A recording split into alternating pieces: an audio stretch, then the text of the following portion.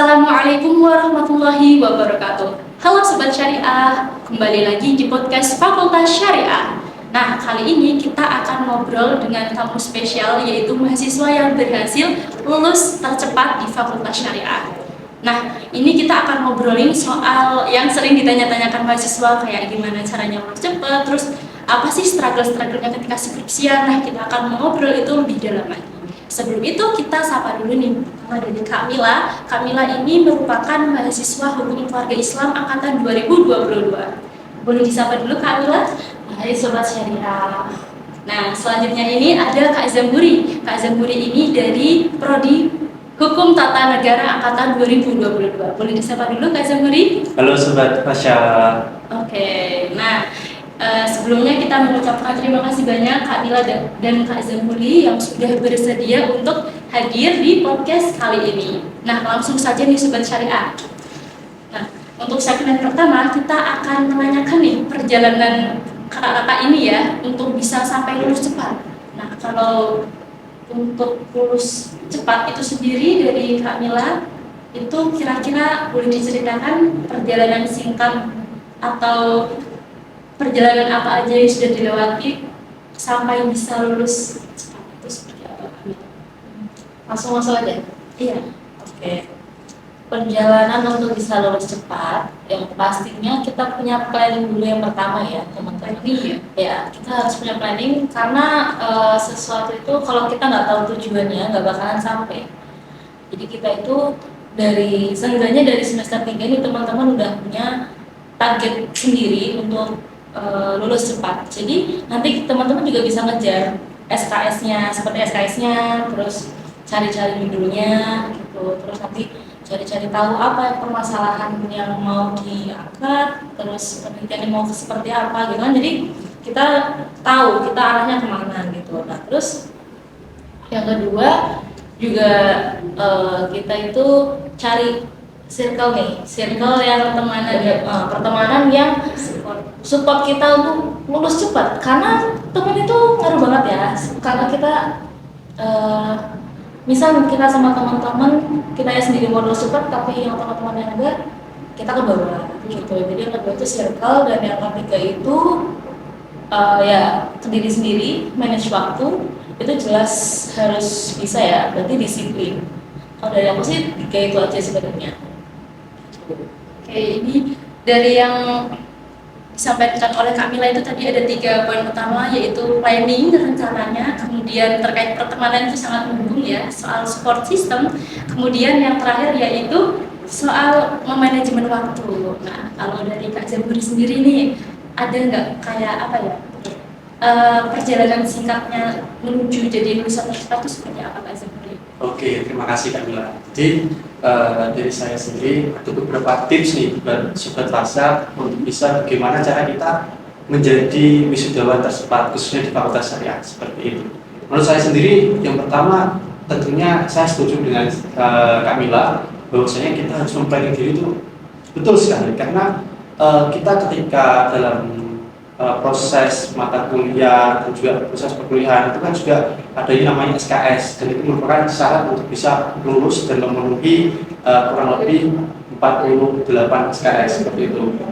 Nah, untuk saya sendiri tentunya mempersiapkan jauh-jauh hari ketika mau menyelesaikan tugas akhir skripsi. Nah, untuk di Fakultas Syariah masih menggunakan skripsi dan juga ada penerbitan jurnal ya Kak Ilma, yang minimal sudah 3 itu ya.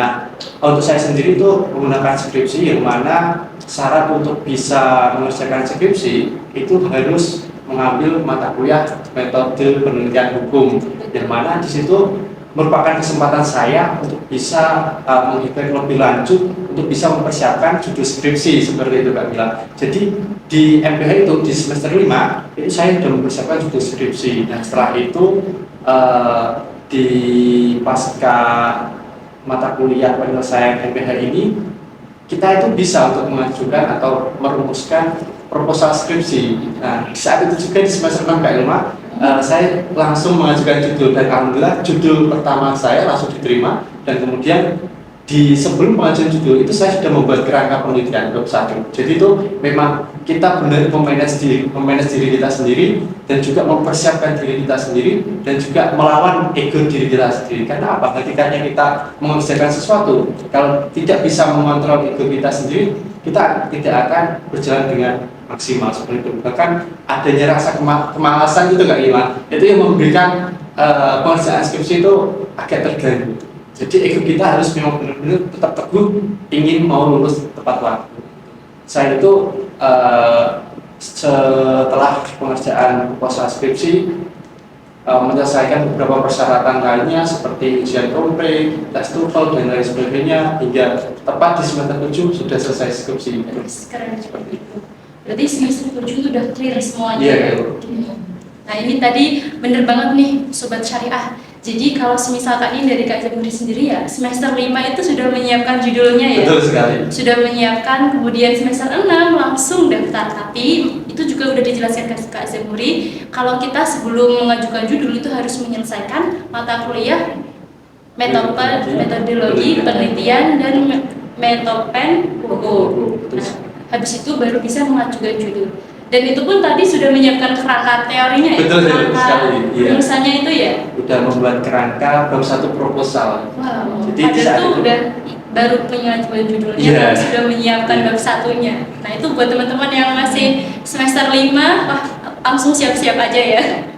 Dan tambah satu lagi Kak Irma, buat teman-teman FASA, ketika emang kita benar-benar mau mengerjakan ataupun menyelesaikan tugas skripsi, itu ada perlu note atau perlu digarisbawahi.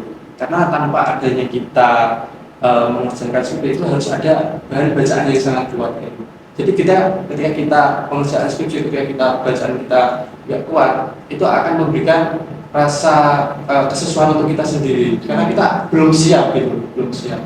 Itu yang pertama bacaan. Yang kedua, kita butuh yang namanya teman diskusi. Itu benar sekali yang dikatakan oleh Kak Mila, bahwasanya circle itu penting gitu.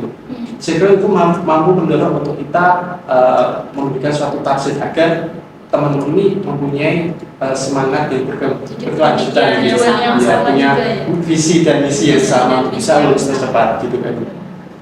Berarti ini bisa dikatakan dari Kak Mila dan Kak Zamuri ini memang sudah sedari awal tuh planning ya buat lulus 3,5 tahun. Oh, keren. Nah ini setelah melewati perjalanan tersebut, kayaknya kalau misalkan kita lagi ngerjain skripsi tanpa kendala itu nggak mungkin ya. Betul, Jadi kalau dari Kak Mila sendiri ada kendala terbesar apa nih selama proses pengerjaan skripsi? Yang pertama ya teman-teman, pastinya yang namanya mahasiswa itu ada yang namanya males, betul? Males. Ada yang namanya males. Nah, tapi ya kembali lagi tadi kalau kitanya ego, ya kita nggak bakalan bisa maju. Nah, terus yang kedua itu kita kurang riset ya. Kalau kurang riset itu benar-benar repot. Repotnya itu bahan, jadi kita nggak kuat untuk skripsi kita sendiri. Akhirnya kita jadi kebingungan, kita nggak yakin. Dan cari ke sana kemari nggak nemu akhirnya. Nah terus dari pertemanan itu juga tadi teman diskusi, ada juga teman-teman itu yang ada di antara kita yang mendukung, ada yang nggak mendukung. Nah itu juga masuk kendala bagi yang nggak mendukung. Nah, terus apa lagi ya, soal ini aja sih, soal apa ya? Kalau dari kakak apa sendiri? Nah, dari Kak Zamuri ini dari saya nih. soal males ya. Kalau dari Kak Zamuri ini apa nih Ini saya mempunyai ciri khas tersendiri nih Kak Irma. Apa itu ciri khas? Ciri khasnya kita lihat. Iya, kalau dari saya itu tentu ketika kita melakukan suatu hal itu tidak terlepas dari namanya kegagalan. Oke. Gitu kan. Jadi ketika kita merasa gagal itu pasti kita langsung down. Iya, Nah, di situ benar banget. mental kita itu sangat teruji sekali Kak Irma, Iya. ketika kita melakukan proses penyelesaian tugas skripsi. Ini boleh cerita sedikit ya kan? Boleh. Oke, buat teman-teman FASA, ini saya mau cerita sedikit karena dulu ketika saya sudah sempro, ternyata itu penelitiannya tidak bisa diteliti, Kak Irma. Karena kan memang ada sesuatu aturan yang memang tidak sesuai, dan itu pun harus membuat ulang dari bab 1 itu kan. Itu kayak langsung mengulang dari awal itu kan susah banget ya kan, jadi susah move on gitu ya. Susah move on. Tapi dari situ kembali dari kita sendiri mengumpulkan puing-puing semangat hingga pada akhirnya mengulang lagi bab 1 dan di saat itu juga disupport oleh sistem syariah yang sekarang bisa lulus cepat dan juga mempunyai sistem-sistem yang menunjang mahasiswa agar bisa lulus 3,5 tahun dan juga tentunya ada dukungan dari dosen pembimbing kayak Itu juga Pengaruh mempengaruhi banget. karena adanya ketulusan pembimbing kepada anak didiknya itu juga mempengaruhi. Bahkan kalau terlebih dosen pembimbing itu mempunyai sistem ketika 1 minggu bimbingan, 1 minggu revisian dan seterusnya itu kita nggak kerasa kayak Mak kalau kita nantinya selesai di bab 5 Jadi seperti kayak trigger ya kan, Iya. ini 1 minggu harus lagi, nih harus Iya. lagi, harus Iya. lagi gitu. emang benar-benar harus Target. dipacu, kita ada di target, kita memang di situ memang di tes kesehatan, tes mental, pressure itu memang benar terjadi kayak gitu. Jadi buat teman-teman semuanya jangan pernah merasa insecure, jangan pernah merasa gagal, jangan pernah kita merasa nggak bisa karena kita belum mencoba. Kita belum mencoba, beberapa kali gagal, bangkit lagi, gagal lagi, bangkit lagi dan juga nanti hasil akan mengikutinya dengan sendirinya. Luar Iya, biasa, betul. keren sekali ya. Berarti ternyata di balik kakak ini yang lulus 3,5 tahun ini lulusan tercepat, ternyata nggak yang semulus itu ya Betul, teman-teman. Emma. Jadi Iya. ada Sekali namanya.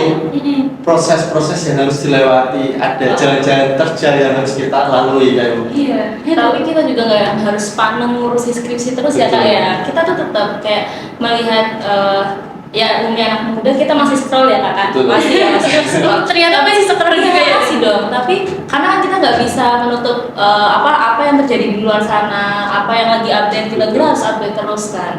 Nah tapi dari bacaan itu juga kan kita harus tetap diimbangi kayak tips and trick lulus cepat gitu kan bisa, cara mengerjakan bab 3 dari TikTok kan juga bisa gitu. Kakak juga gitu nggak? Iya, dikit-dikit tapi. Nanti kalau Kak Mila ini tim yang Kalau yang pengen nanya itu di TikTok serba ada. Jadi kalau Memanfaatkan memanfaatkan teknologi ya. teknologi itu ya juga penting gitu. Gitu sih. Kalau saya punya versi sendiri tadi. apa itu kan? Jadi ketika saya sebelum terjun ke dunia skripsi, saya juga basicnya organisatoris. Aduh. Dulunya saya mentarget ketika semester 6 itu semua udah lepas organisasi. Semester 6 pas Iya, organisasi. karena saya mulai organisasi itu dari semester 2 ya. Bahkan di semester 4 ke 5 itu megang 3 organisasi dengan waktu yang bersamaan.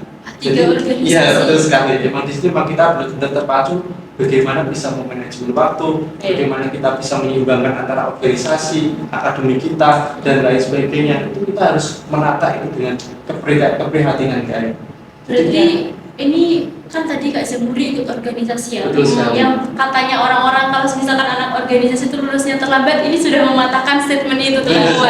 Nggak ada. Ini kebetulan Kak Mila juga anak Iya. organisasi ya. Oh iya, organisasi itu juga penting ya, karena organisasi juga ngajarin kita gimana nanti kehidupan kita di luar diri kita sendiri. Kan kita juga belajar supaya berkomunikasi sama orang lain, gimana antar yang satu dengan yang lain, gitu kan penting banget sih. Ilmunya juga ada, kayak misal kita harus menghadapi sidang nih, ada semprot, saya itu kan kita juga menghadapi dosen ya. Dosen. Itu juga ilmu dari organisasi. Bagus banget itu. Jadi mental kita tuh terbentuk di Jadi organisasi. kita mempunyai kelebihan soft skill gitu kan. Setelah kita bergabung di organisasi dan juga kita bisa menyeimbangkan akademik kita.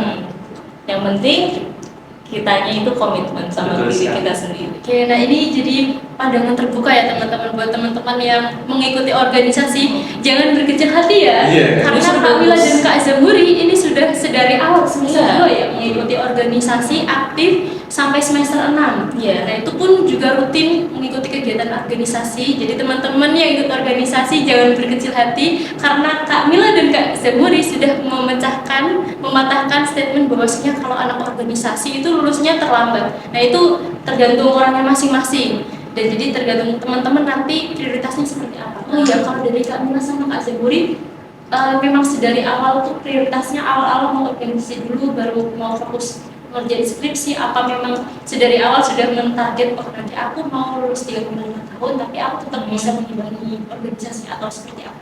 Jadi Dari aku dulu. Oke. Kalau aku tuh gini, tadi kan antara organisasi dulu kah fokusnya atau skripsi atau yang lain. Yang jelas ya namanya juga kita dari SMA ya. Dari SMA masuk ke kuliah itu masa kita mau langsung bikin skripsi? Realitanya gimana? Enggak kan ya. Jadi tetap sesuai sama waktunya. Kayak waktunya itu lebih baik yang di teman-teman. Kalau dari aku pribadi mending dari semester yang awal sampai nanti pertengahan di organisasi, karena emang bagus banget di organisasi, nggak bakalan rugi, itu menghasilkan kita banyak hal.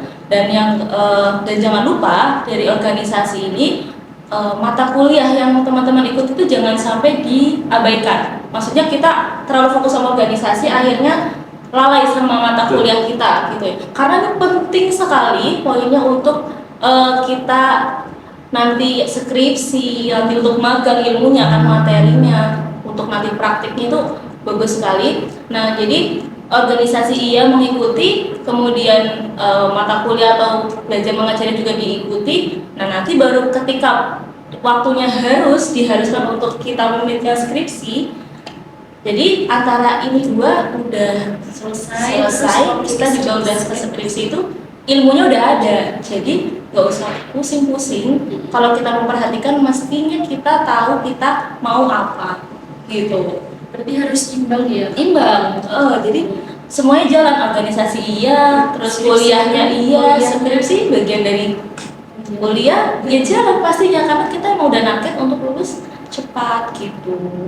Nah, selanjutnya kalau dari Kak Zeburi nih, kira-kira memang sedari awal tuh memprioritaskan 3,5 tahun, apa emang sedari awal mau fokus organisasi dulu, apa seperti apa Kak Zeburi? Oke, kalau dari saya lebih fokus dua-duanya kayaknya. Wih, prioritasnya langsung dua ini? Langsung dua-duanya. Nggak milih salah satu nih? Enggak, Oke, karena memang keren di sini milih memang satu. Kalau bisa dua, kenapa satu? Iya, kesempatan kita untuk bisa mengupgrading diri kayaknya. Jadi kalau dari orang tua sendiri itu mensupport bahwasanya kamu bisa nggak lulus 3,5 tahun. Nah itu memberikan rasa semangat kita dalam proses belajar di fakultas syariah. Jadi ketika ada dorongan orang tua bisa untuk target, di situ kita nggak merasa tertekan karena kita malah justru semangat untuk bisa mengikuti suatu hal yang merasa terpacu, merasa ada challenge yang harus diselesaikan. Gitu. Kalau ada challenge itu kan semangat gitu kan. Jadi saya juga mentarget bahwa dari awal hingga pertengahan semester 6 itu saya benar-benar fokus di organisasi. Karena apa? Kita tidak gabung di organisasi itu sangat dirugikan karena kita mahasiswa ketika tidak mengikuti organisasi, tidak mengikuti beberapa kegiatan kampus itu sangat disayangkan.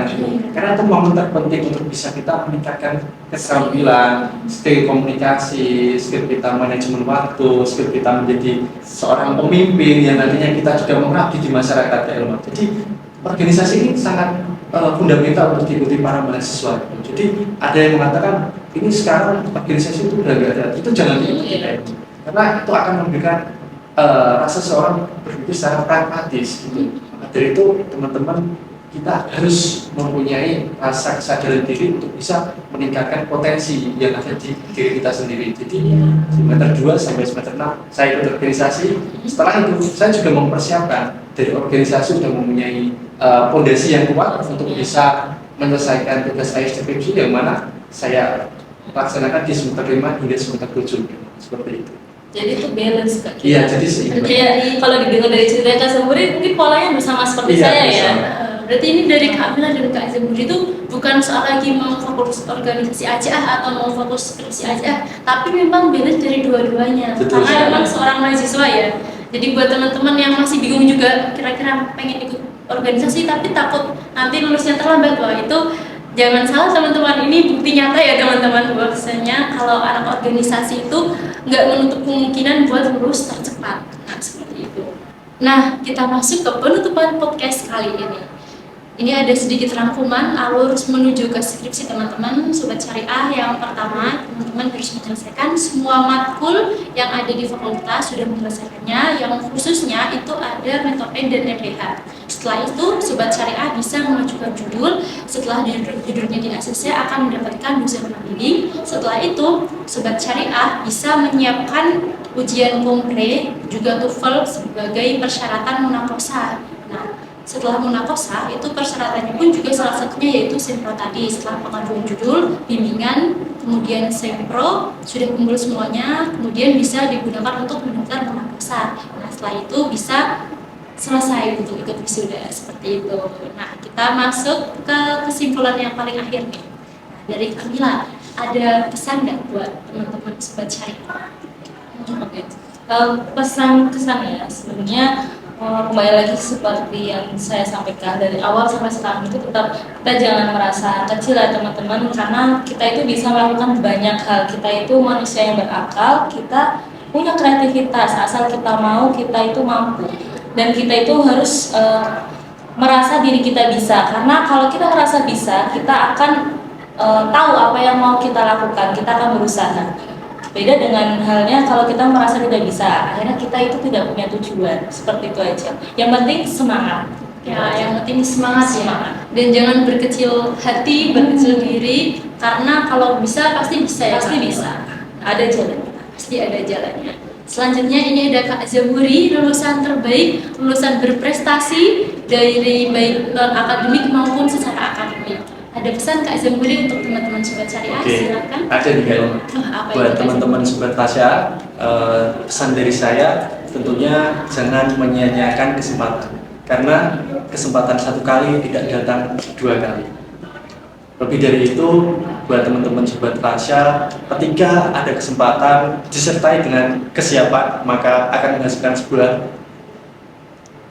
hasil yang memuaskan. Seperti itu Kak Ilma. Jadi buat teman-teman sobat Fakultas Syariah, jangan pernah merasa gagal, jangan takut untuk mencoba, dan menikmati proses dari kegiatan belajar mengajar di perkuliahan, mengikuti organisasi, bahkan jangan lupa untuk berprestasi Kak Ilma tentunya. Biasa. Mungkin diri saya seperti itu aja. Itu sangat luar biasa ya, itu bener banget teman-teman. Ini bisa jadi motivasi buat teman-teman sobat syariah maupun penonton lainnya, bahwasanya kita gak boleh menyanyiakan kesempatan. Betul, kalau ada Ustaz. kesempatan, ada kesiapan, nanti insya Allah hasilnya akan sangat memuaskan. Betul, Seperti Ustaz. itu. Ini bukti nyata ya teman-teman, lulusan terbaik dari Fakultas Syariah. Nah, seperti itu. Karena dirasa cukup, semoga untuk podcast kali ini bisa bermanfaat buat teman-teman, bisa menjadi semangat, bisa menjadi bahan apa ya, bahan Motivasi. teman motivasi untuk lebih semangat mengerjakan skripsi. Kami mengucapkan terima kasih buat Kamila, Kak Zaburi sudah sharing di podcast kali ini. Nah, kita pamit dulu. Saya Ilma pamit undur diri. Kita bye dulu ke kamera. Dadah. Oke. Sekian podcast kali ini. Wassalamualaikum warahmatullahi wabarakatuh. Waalaikumsalam warahmatullahi wabarakatuh. Terima kasih.